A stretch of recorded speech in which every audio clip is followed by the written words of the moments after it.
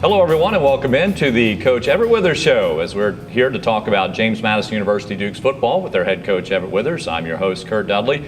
Well, last week, the theme was all you got. Well, the Dukes, they gave quite a bit in a 62-7 pasting of the Tigers of Towson University. And, Coach, some may consider this the most complete game of the season the Dukes have played this year, but you did give it all you got and gave it a lot to the fans there at Bridgeport Stadium. Well, Curt, we were trying to have a complete game. We were trying to get to this point where we could have a complete game before we went on a bye week. We talked about 2 weeks ago going on the road and having a business trip and winning a game against a tough opponent on the road. Wanted to come back this week and give it all we had to go fight and scratch and try to go win a game before the bye. And our kids did a great job of completing the task. We've certainly seen big offensive numbers all season long, particularly total offense. Number of points, you want to get a little higher point average. But this was the first example of when your defense plays as good as it did, it gives your offense many more opportunities to score points. Well, you get more possessions. And frankly, to be honest with you, our defense played so well the first half that they really outscored our offense. Right. And that's a good thing. And you know, the stats say when you score on defense, 80% of the time you ought to win the game. And for us to score on defense twice, that was big for us. And again, hopefully that helps us grow in the defensive mindset that we want, to be aggressive and attack the football and strip the football, and with the number of turnovers we got and sacks and those type things. So we're looking forward to growth out of our defense from this point beyond. Dukes got off to a quick start, scoring 50 seconds in. Brandon Ravenel has had two outstanding weeks and a career performance for him on Saturday. Why was he the hot receiver early? Well, Brandon's worked really hard. We challenged Brandon this week in a lot of ways. We challenged him. He's coming back. You know, the last couple of weeks he's been healthy for the first time, really, in 2 weeks in a row. But we've challenged him to be the type of player we think he can be. We challenged him in the run game, blocking on the perimeter, getting open in routes, and then after he catches the ball, scoring. We've been talking about that all week long last week about catching the ball and scoring, and he did such a really good job, and Vad had a comfort level with him this week, and it worked well for him. Ended up with a 48-yard catch and run for the score. The Dukes are up early, 6-0. And then DeAndre Smith, he's had actually 3 consecutive very good games. I think he had only 4 catches the first 4 games of the season, and now with 8 and also 4 touchdowns, which is a career high. Another player that it seems that Vad Lee is becoming very comfortable with. And a lot of the low throws, he goes and gets them. He slides into them, as he did with the touchdown. No question. I think Vad and DeAndre have this, I guess, like you said, a comfort level right now where Vad just knows he has to get it near DeAndre, and he knows DeAndre is going to go fight to go get the football. And that's always a good feeling for a quarterback when you know you got a guy. If you can get it close to him, he'll go fight and try to get it. And DeAndre's been a great addition to our offense after being over on the defensive side all spring and most of camp.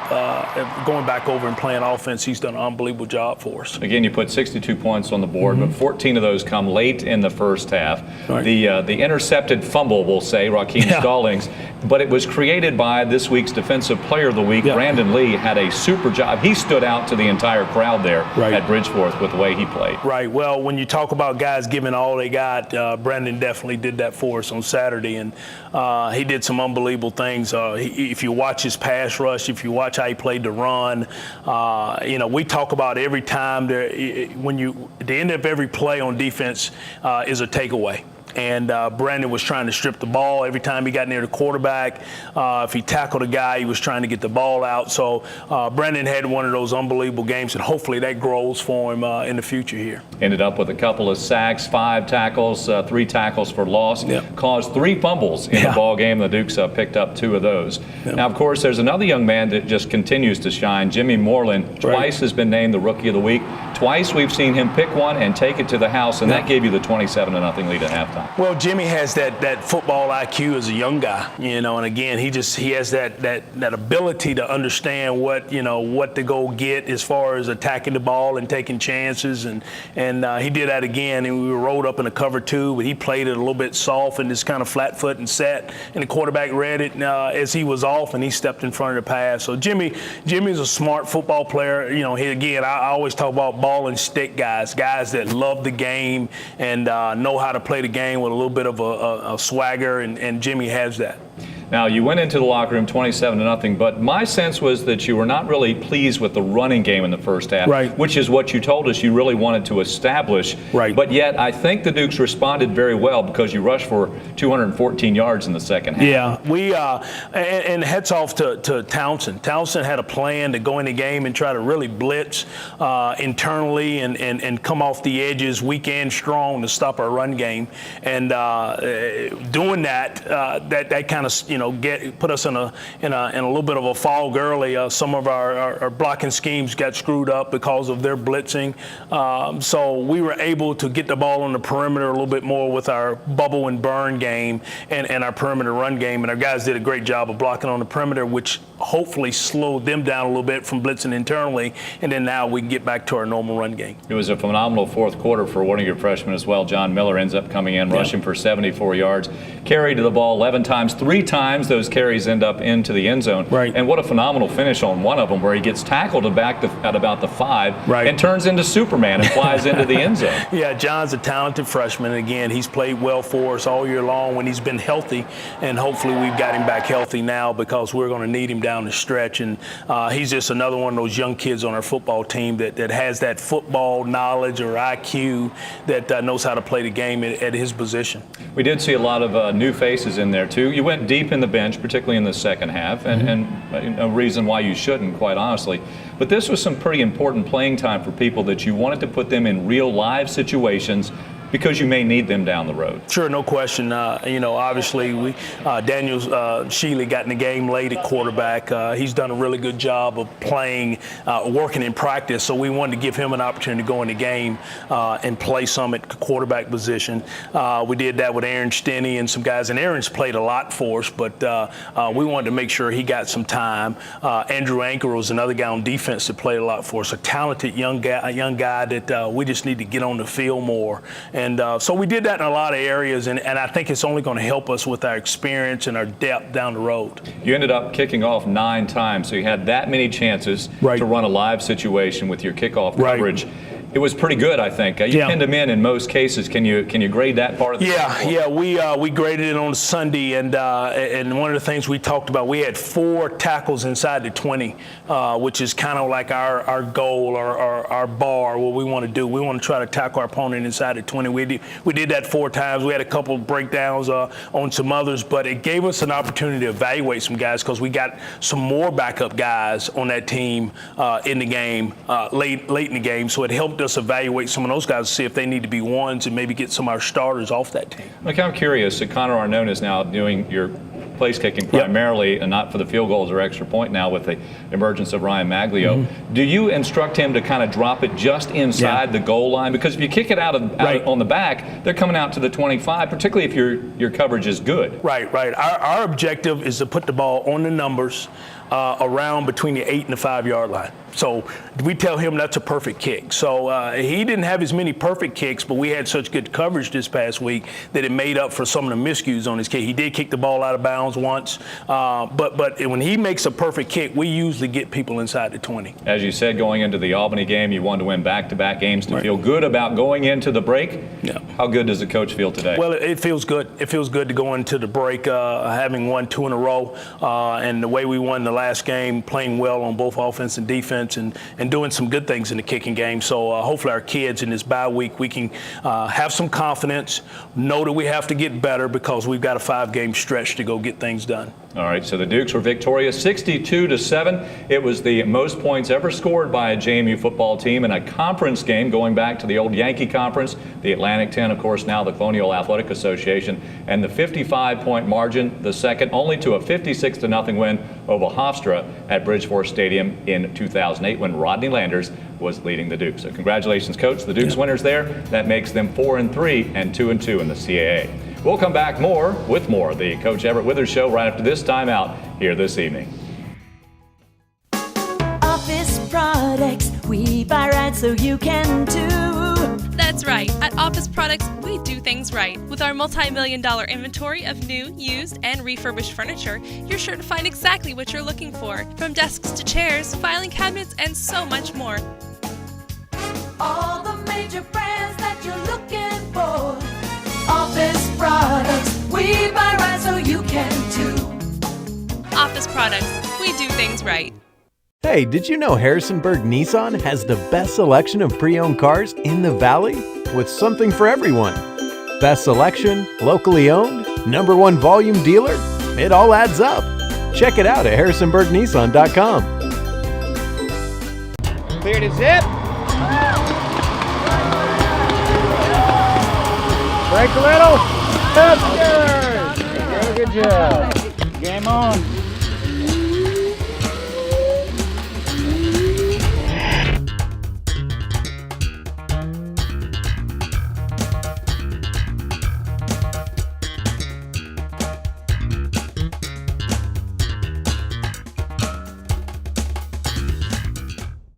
Come closer. Yeah, that's it. If you buy now at Harrisonburg Nissan, you won't have to make a payment till 2015. But don't tell anyone. If the word got out, everyone will be buying there. Check it out.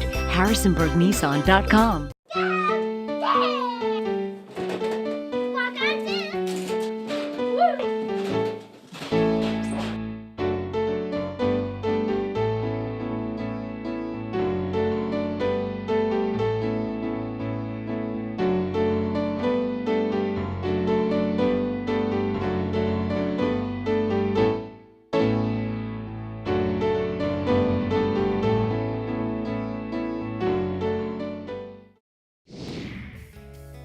Hi, I'm Brandon Staley. I'm the defensive coordinator at James Madison University. We want to thank all the parents of our players. We want to thank the parents of all the students, our alumni, all the fans that were at the game on Saturday. It was an amazing atmosphere. Certainly, we fed off the crowd. It was our most complete game as a team, and there's no secret why. We got tremendous support from the tailgate to the dog walk. It was just an amazing day for college football, and we're just really appreciative to JMU Nation for all your support. I'm here to break down 2 plays from the game. This was by far our most complete defensive effort. The very first play was on a 3rd down early in the game in the first half. We're in our dime rabbits package with our 4 best pass rushers. We have 6 defensive backs in the game with 1 linebacker. If you take a look at the formation, they're in an empty backfield set, and they also have a 2-man stack up there at the top. We're bringing a 5-man pressure here. With our 4 defensive linemen and our middle linebacker, Raheem Stallings. The rest of the defensive players are playing man-to-man coverage with a single safety in the middle of the field here, which is Aaron Peak. We've got Taylor Reynolds, Marquise Woodyard, Marcel Johnson, Dean Marlowe, and Jeremiah Wilson here in man-to-man coverage. One of the first keys to this formation was handling the 2-man stack at the top. We've got several different ways that we can play that, and those 2 guys at the top did a tremendous job. But the guy who makes this whole play go is Brandon Lee. He had a tremendous game, caused 3 fumbles, had 2 sacks, just was all over the field, had a really dominant effort. And if you take a look when the ball snapped, he's the first guy off the ball. We're running what we call a MAC games, where the MAC is picking the center for the defensive lineman, and then we're running a 2-man game there at the top. You can see that we've got great coverage, but Brandon makes the play go with his takeoff. And after the sack, we get a fortuitous bounce there with Raheem. Last week against Albany, we missed 2 fumbles. This game, we're able to recover them, and we're able to get a big-time scoop and score going into our end zone. From the tight shot, you'll be able to see Brandon with his takeoff here. Just really, the offensive tackle had no chance. We do a good job of the internal pressure. And the whole design of this pressure is really to get Brandon a one-on-one and then try and get Sage Harold free from the other side of the formation. So Brandon does a great job of leaning, all right, into the tackle there, all right, and then does a great job finishing on the quarterback, and then Raheem gets the scoop and score, and we're able to get the touchdown.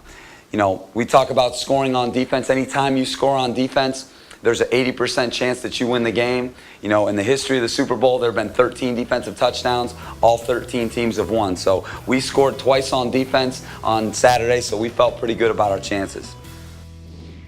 I want to talk about a couple plays from the game this Saturday, and really want to highlight one of our players, Brandon Ravenel. This is a play that we ran that I actually talked about here a couple games ago. But the play here is empty stick. Okay, so again, it's a passing concept, 3-step quick game timing. Okay, they came out and ran a different look that we had seen before. They're playing cover 2. So Brandon Ravenel here at the bottom of the screen is what we call a protection release, where he needs to collision this outside guy to open up this flat route for this receiver here who's a second read, but does a great job here, runs a protection here. Vad does a great job throwing what we call a hole shot. Okay, so you see this kind of area of field here just vacated, so Vad does an unbelievable job throwing the hole shot, getting the ball to Brandon, and Brandon does a phenomenal job there breaking a tackle and going the distance for us for a touchdown. So very, very pleased with the way Brandon Ravenel played this week. Looking at it from the tight here, we're in empty protection here. 3-step timing, so you'll see our right tackle try to cut, try to get the hands down the defensive end here to open up a passing lane for Vad. And again, Vad does a phenomenal job here, just throwing the ball right there in that hole and allowing Brandon Ravenel to go out and make a huge run for us, or a huge catch rather.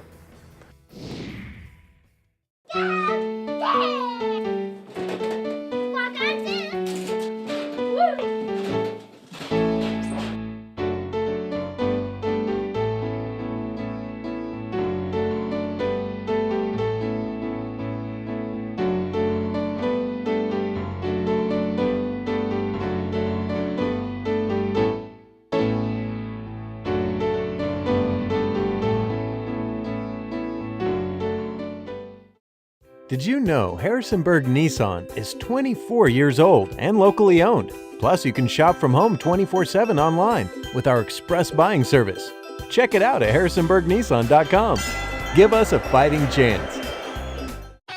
Get more of what your family wants from Entelos Wireless. Now share 10 gigs of data, unlimited talk and text on 4 lines for just $140 a month.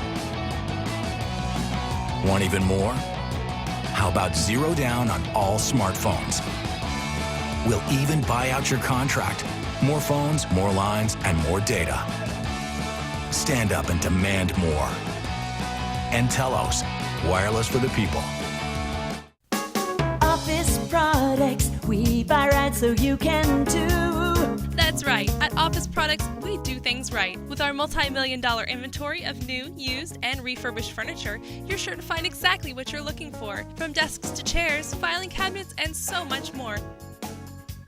All the major brands that you're looking for. Office products, we buy right so you can too. Office Products, we do things right. Clear to zip. Break a little. That's good. Good job. Game on.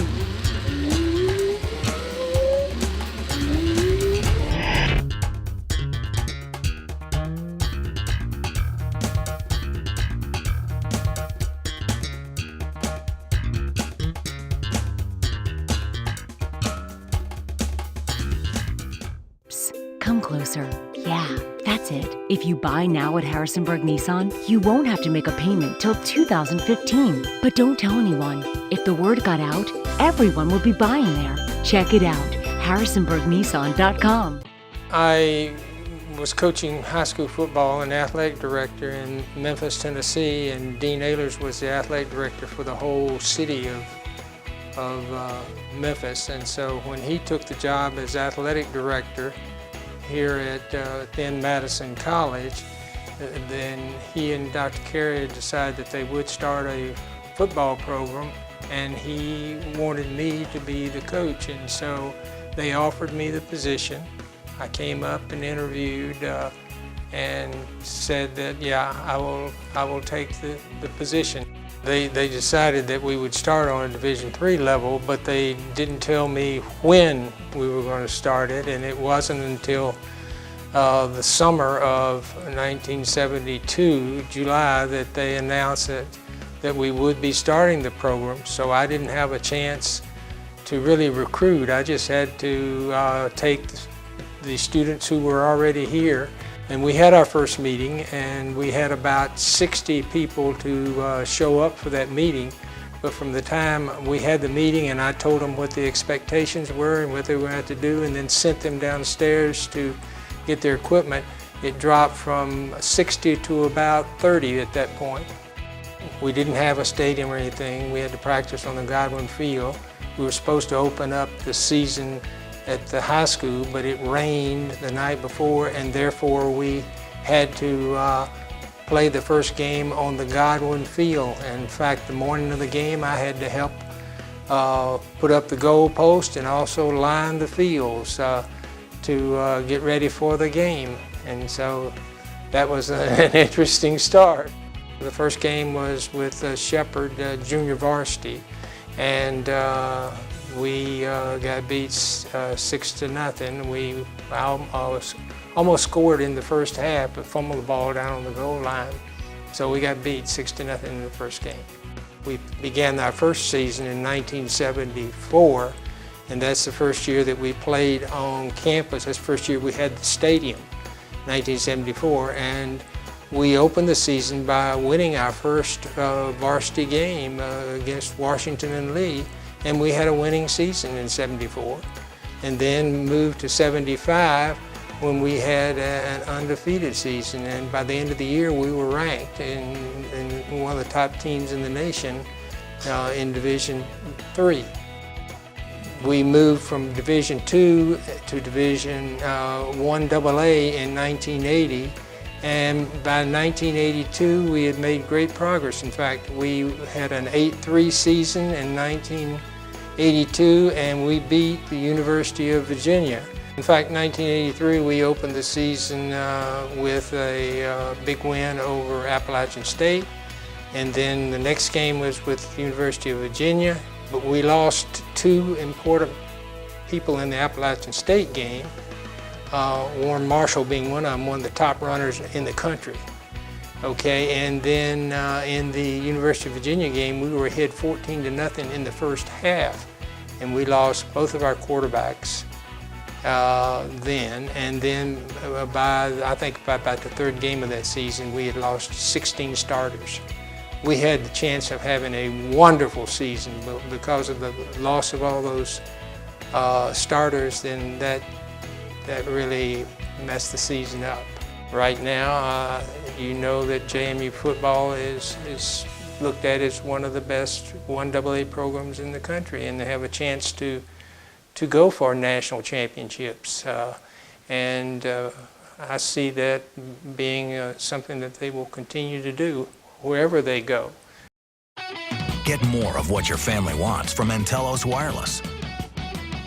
Now share 10 gigs of data, unlimited talk and text on 4 lines for just $140 a month. Want even more? How about zero down on all smartphones? We'll even buy out your contract. More phones, more lines, and more data. Stand up and demand more. Telos, wireless for the people.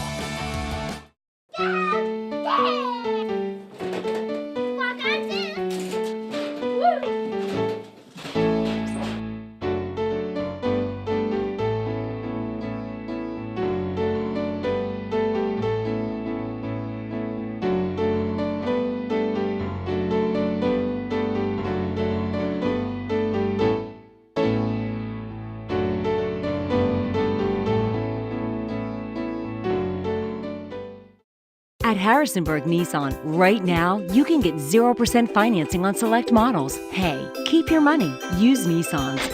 We'll honor and beat all buying service prices. We want your business. Check it out at harrisonburgnissan.com. Welcome back, everyone, to the Coach Everett Withers Show. As the Dukes, they'll have a bye week this Saturday, so no game for the Dukes. That means the schedule changes a little bit, Coach, and I understand the Dukes and some of your coaches had a little time off earlier this week. Yeah, we actually practiced on Monday at 5:45 in the morning. And it was raining, and we had a really good practice. We practiced for about an hour and a half. The reason we did that, we wanted our kids to get practice done for Monday. We usually don't practice on Monday, but get practice done so they could have the rest of the day and do what they need to do academically. And then we'll practice normal. We practice normal on Tuesday and Wednesday. We'll have today is a strength and conditioning day with our strength coach, and then they'll be off Friday, Saturday, and have a chance to come back Sunday late afternoon for a team meeting. And your coaches, they took a little time off earlier in the week too. When you have a bye week, does this give you an opportunity to maybe get out to some high school games and evaluate, particularly either find or evaluate those players that you want to offer scholarships? Right. Well, what it does for us, we did such a good job in the spring, so we've kind of evaluated most of our guys that we're targeting. So we'll go out, we'll leave actually on Wednesday night, be out on the road on Thursday and Friday, get a chance to see some games Friday, and go to some places where we know we've got kids targeted. And I think that's a big thing for our coaches to be able to do that, and to be able to look at, some kids out there that might potentially help us as walk-ons. We haven't talked about recruiting on the TV show, so what is the footprint for JMU recruiting under the Withers regime? Well, we're an Eastern Seaboard type recruiting model. We want to be able to go up from, obviously New York, New Jersey, down through Florida, and obviously Jimmy Moreland's one of those guys that we got last year out of Florida. So we feel like we've got ties up and down the East Coast, and we want to be able to do that. Obviously, there's certain areas that have been stronger than others. We've got to do a really good job in the state of Virginia. We know we have to do that, and there's a lot of talent here. But we want to be able to get up and down the coast and be able to, put the JMU brand out there because it is such a strong brand. Well, historically, just geographically, where JMU is located, Richmond has always been a good area, and the 757 area code down in Hampton Roads, where you're bumping elbows with folks like Ohio State. There's a lot of good players down there. A lot of good players, and I remember, my 2 years at Ohio State, we spent a bunch of time in Virginia recruiting. So there's tons of players in the state, so we have to make sure we do our due diligence in the state. What fans have to understand, you can't take every player from the state. You have to fill needs, and sometimes the needs are at other places. So, but we will do our due diligence in the state. What are the needs right now? You still have 5 games on this season, but you certainly can project a little. Right, we're still looking for some playmakers on offense in the receiver category. We need to get to gain some depth there, and obviously at defensive back we need to gain some depth. We feel like right now we're on the right guys as far as offense and defensive line, but we're always looking for, you can never have enough big guys up front because that's going to help you build your program. So those are the main needs for us right now. We'll always continue to look at return guys, specialists, kickers, punters, those type things. Now, defensive line, you playing that 3-down lineman, so that also does come into your recruiting philosophy. Yeah, it does. Well. It does. To have some bigger guys up front, some more, some guys that can hold point up front, not necessarily edge guys, but guys that can play inside a little bit more. We need to make sure we continue to upgrade that. All righty, Coach. So the Dukes 4-3 during this bye week, 2-2 halfway through the CA schedule. The Dukes will be back on the road a week from this Saturday at Charlotte, and with that, a programming note: no coaches show next week, so we're going to give you next Monday off. How about that, Coach? Appreciate that. All right, Thanks. very good. Thank you for joining us here this week on the Coach Everett Withers Show.